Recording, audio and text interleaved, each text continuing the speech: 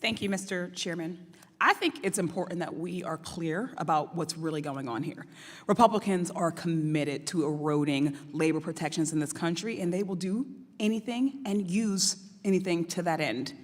The attacks on workers are relentless. And let's be clear, when they attack unions, they are attacking Jewish workers and Black workers and white workers and disabled workers, all workers. Just last month, the Department of Veterans Affairs terminated collective bargaining agreements for workers at the Pittsburgh VA Medical Center in my district, abandoning groundskeepers, transportation workers, nurses, and doctors. Unions, just like our government, are democratic institutions. Workers choose to unionize based on majority support, just like Cornell graduate workers voted to unionize 1,873 votes to 80. Unions are also a channel for their members to debate and voice beliefs in political issues, just like when UAW debated and voted to adopt their ceasefire resolution, 1,067 votes to 570. In democracies, we're supposed to accept the outcome of a vote, even if we disagree with it.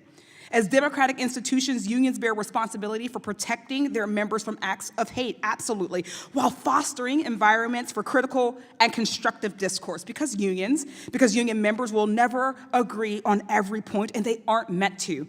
Being engaged in a union where you have a stake and a say means having uncomfortable conversations. But discomfort and danger are not the same thing, and at a time when those in power are looking for any excuse to undermine worker protections, it is more important than ever that we understand and make that distinction.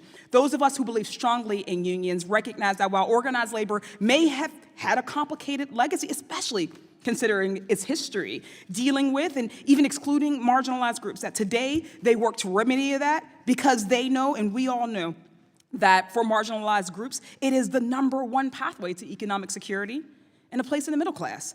We fight and we work every day with unions, just like we do with our own nation's government, to make sure that they live up to their true ideals.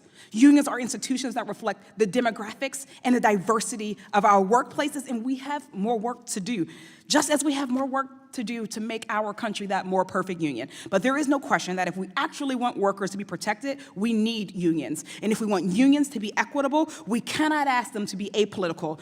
Dr. McCartin, can you speak briefly about the history of workers taking political stances through their unions at critical times in history?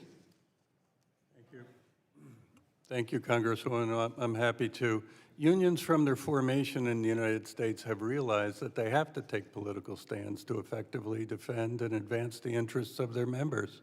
That was true in the 1820s when the first unions helped to launch their own political parties, working men's parties. That was true in the early 20th century when Samuel Gompers drafted Labor's Bill of Grievances, because the courts were attacking workers' rights to strike effectively, to organize, and they knew they had to get political to fight back against that. That was true in the 1960s when the labor movement supported the Civil Rights and the Voting Rights Acts, because they understood that what could be won at the bargaining table could be undermined by politics if workers didn't have a democratic voice there. That has been the labor movement's history. That is its stand even today. Yeah. And if I could ask you another question very quickly.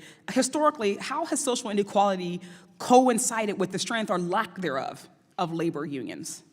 Social inequality has been in inverse proportion to union strength. When union strength is strong, social inequality is weak.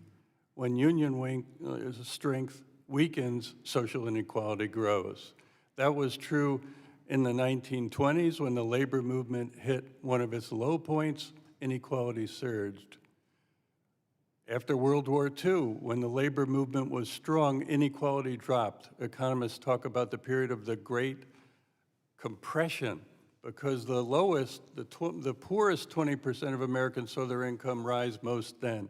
When unions weakened in the 20th and early 21st century, however, we've seen inequality surge. Perhaps members here know of the recent study by the Rand Corporation, which documented that if we had merely retained the distribution of income we had in 1973 to the present day, the lowest 90% of Americans would have earned $79 trillion more than they ended up earning. That's because of union weakness. And may I, if I could conclude, I just want to say that this is obviously not about protecting workers. It's been about silencing dissent, criminalizing free speech, and chipping away at the foundation of our democracy in order to accelerate a shift toward authoritarianism. Unions are the first line of protection against that, and we have to speak out against these attempts to suppress these unions. Thank you, and I yield back.